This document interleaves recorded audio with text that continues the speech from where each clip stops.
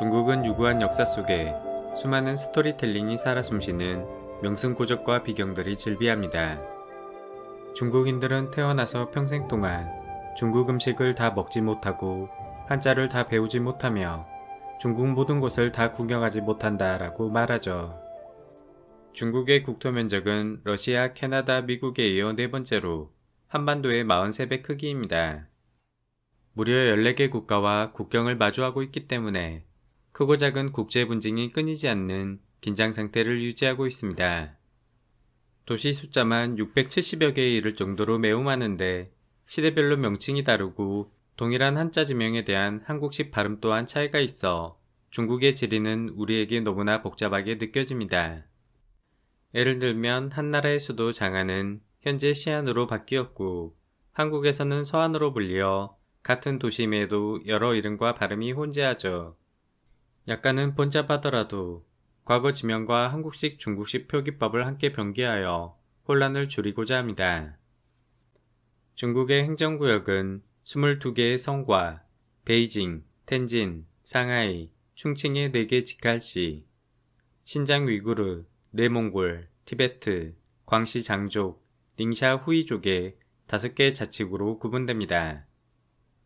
산지와 고원, 구릉, 분지, 평원, 사막의 거의 모든 종류의 지형이 펼쳐져 있는데 전체 면적의 26%는 티베트 고원, 20%는 사막으로 이를 제외하면 실질적으로 주거에 적합한 면적은 50% 정도라 말할 수 있습니다. 지리학자 후안융이 제시한 텅충 헤이어선은 전체 인구 94%가 모여있는 농경 중심 지역과 인구는 6%에 불과하나 56%의 면적을 차지하는 유목 중심 지역을 구분짓습니다. 역사적으로 북방 유목민족과 통합되었을 때는 경계선에 가까운 장안과 북경이 수도가 되는 경향을 보이는 반면 유목민족과 대립할 때는 동남부 평야지대의 개봉, 난경, 항주가 수도가 되는 경향을 보여줍니다. 중국은 전체적으로 서쪽이 높고 동쪽이 낮은 서고동조의 형태를 갖는데 높이에 따라 크게 3개의 구역으로 구분합니다. 제1구역 티베트 칭장고원은 해발 4,000m 이상 산맥으로 구성된 고원지대로 3개의 지붕으로 불립니다. 티베트 고원은 남쪽 히말라야 산맥, 서쪽 카라코람 산맥, 북쪽 쿤눈 산맥과 칠렌 산맥, 동쪽 친린 산맥과 헝단 산맥으로 둘러싸여 있습니다. 티베트는 12세기까지 토번 제국으로 독립적 지위를 유지했지만 13세기 원나라 때부터 중국의 간섭과 병합이 반복되었죠. 6.25 전쟁이 발발했던 1950년 중국 인민해방군은 티베트를 전격적으로 침공하였고 이후 중국의 행정구역으로 공식 편입시켰습니다. 티베트는 지정학적 완충지일 뿐만 아니라 황하, 양쯔강, 메콩강, 브라마푸트라강, 겐지스강 등 아시아 주요 강의 발원지로 막대한 수자원을 보유하기 때문에 중국은 티베트의 독립운동을 강력히 탄압하고 있죠. 해발 1000m에서 2000m에 해당하는 고원 분지지대의 제2구역에는 고비 사막과 네이몽구 고원, 중가르 분지, 위구르 타린 분지, 황투 고원, 스촨 분지, 윈난성 윙구이 고원이 분포합니다.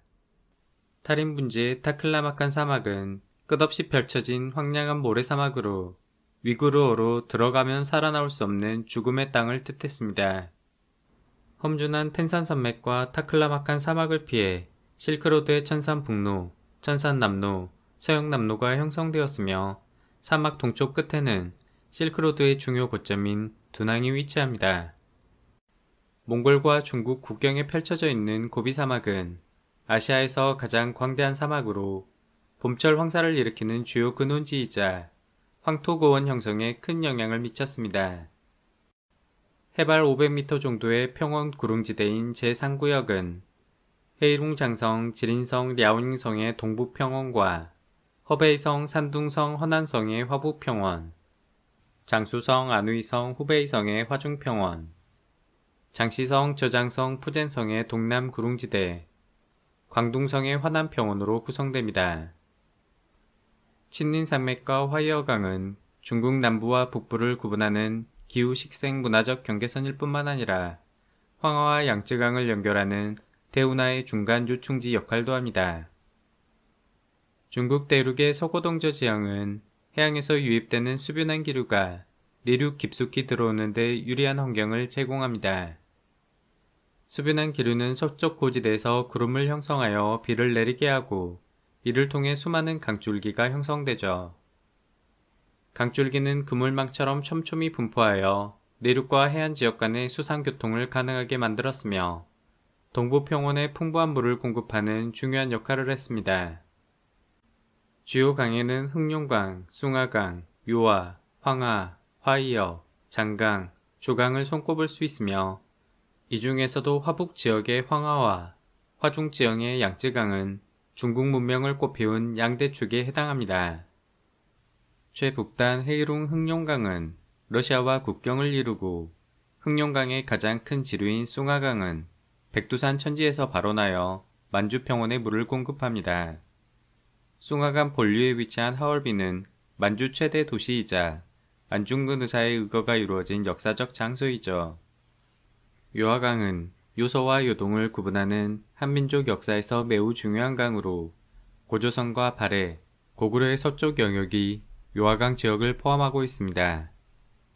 2021년 네이처에 기재된 막스 플랑크 다국적 연구팀의 최신 논문에 따르면 한국-일본 호적의 기원이 되는 트랜스 유라시아 호족이 9,000년 전 요하강 유역에서 기장 밭농사를 짓던 원시 농경민의 언어로부터 유래했을 것이라 추정합니다.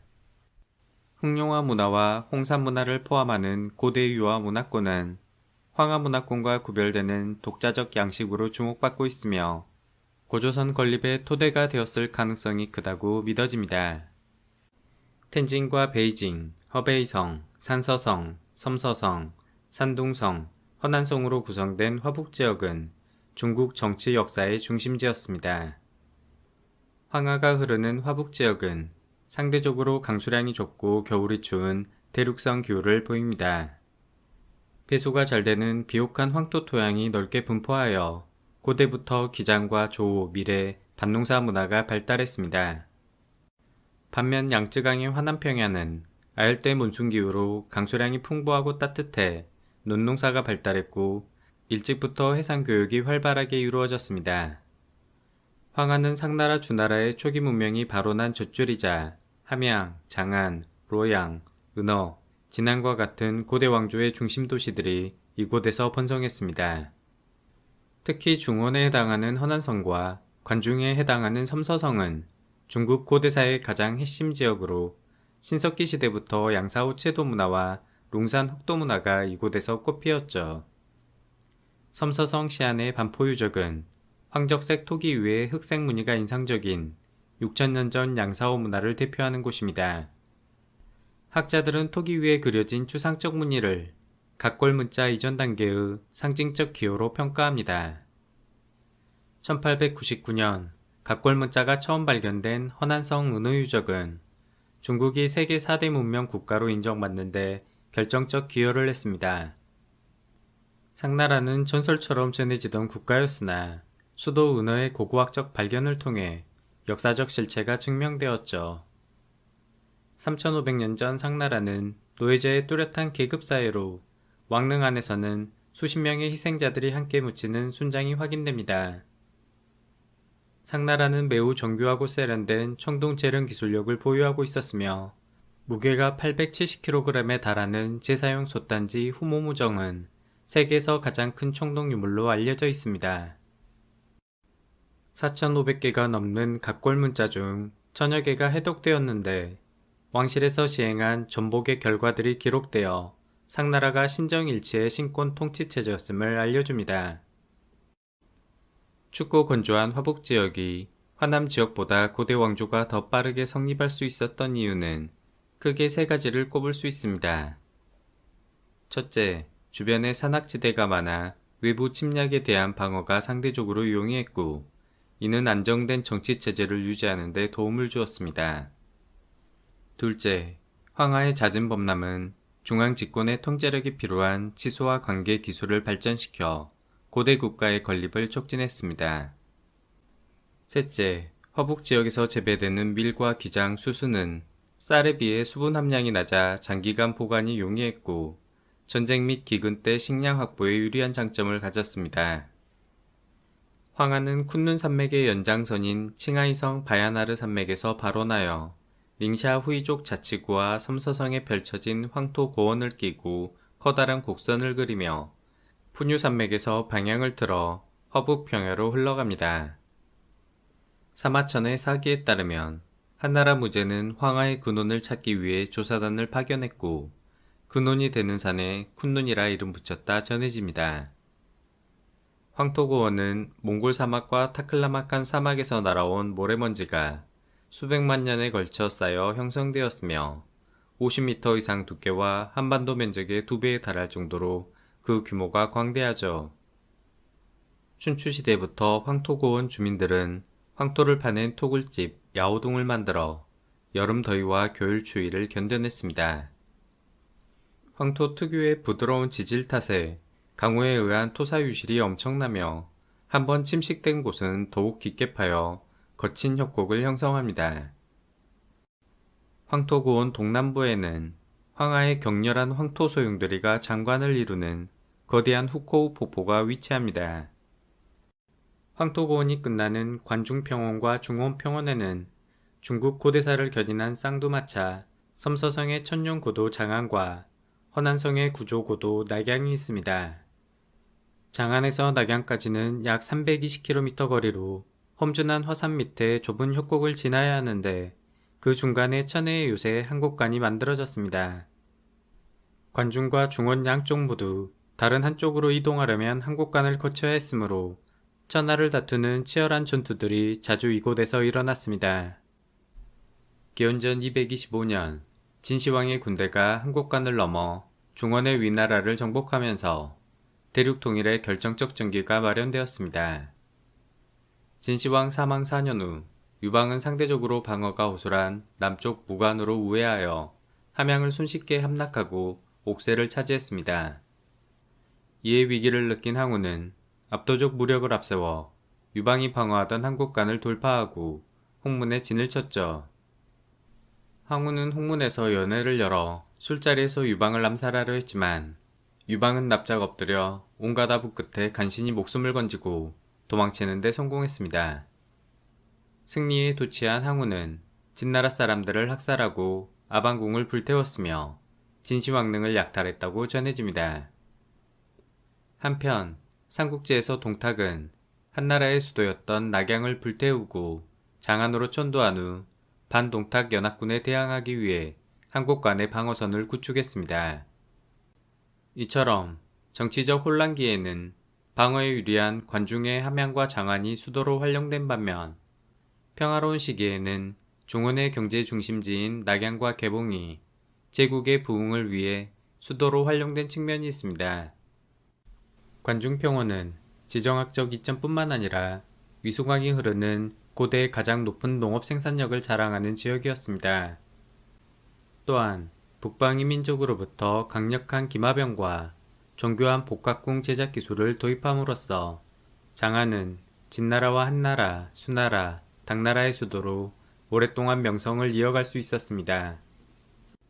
장안에는 14세기 명나라 때 건설된 성벽이 현재까지 잘 보존되어 있으며 세계적 유적인 진시황릉과 병마총이 위치하여 중국에서 가장 매력 넘치는 도시로 손꼽힙니다.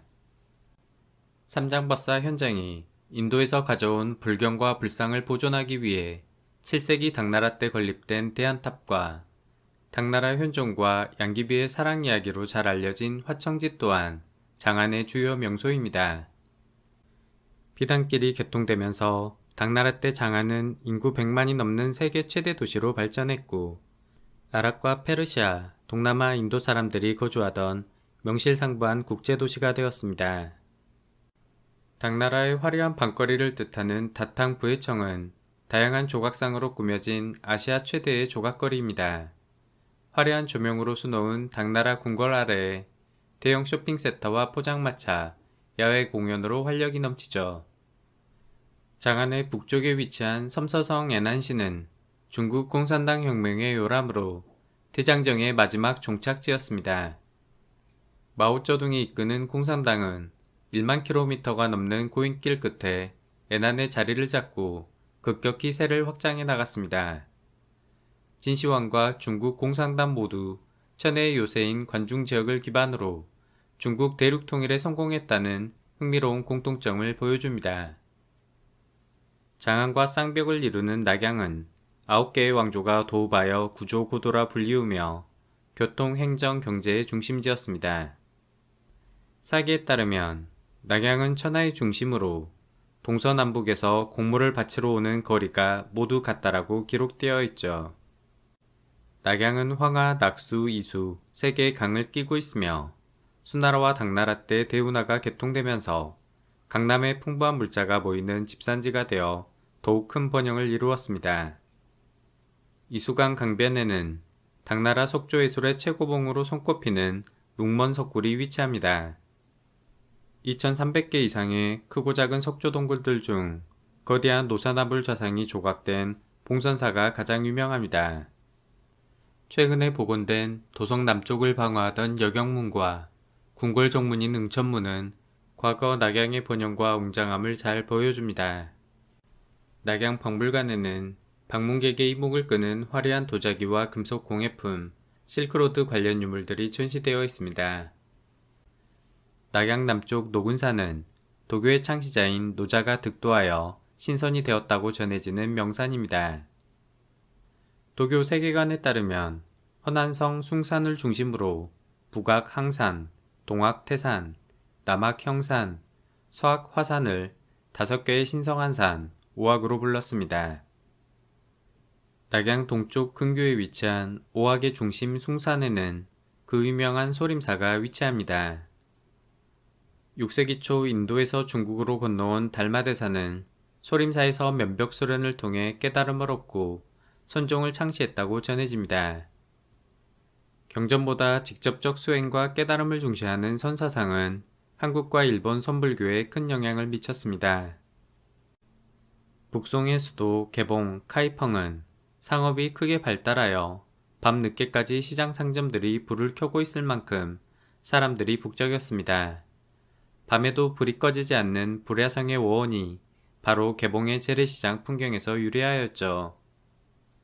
장택단의 청명상하도는 12세기 송나라 개봉의 화려함을 잘 보여주는 명작으로 청명절의 파종장면, 민간풍속, 다양한 시장 가게들과 흥정 모습, 변화강의 화물선, 거대한 홍교를 지나는 가지각색 사람들이 생생하게 묘사되어 있습니다. 11세기에 건축된 개봉철탑은 원래 벽돌을 구워 유약을 발라 만든 불교 석탑이지만 오랜 세월 동안 붉은색으로 변색되어 철탑으로 불립니다. 드라마 판관포청천의 주인공인 포중을 기리는 사당 포공사 또한 카이펑의 유서 깊은 명소입니다. 1127년 여진족의 금나라 군대가 북송의 수도 개봉을 침략하면서 정강의 변이 일어났습니다. 정강의 변으로 황제와 세자는 함께 금나라에 붙잡혀 압송되었고 북송은 사실상 멸망했습니다. 개봉은 약탈과 혼란 속에 몰락했고 이후 송나라는 수도를 남쪽 이만으로 옮기면서 남송시대가 시작되었죠. 다음은 이어서 만주벌판의 동북 삼성과 허베이성, 산둥성, 베이징, 텐진을 살펴보겠습니다. 끝까지 시청해주셔서 감사합니다.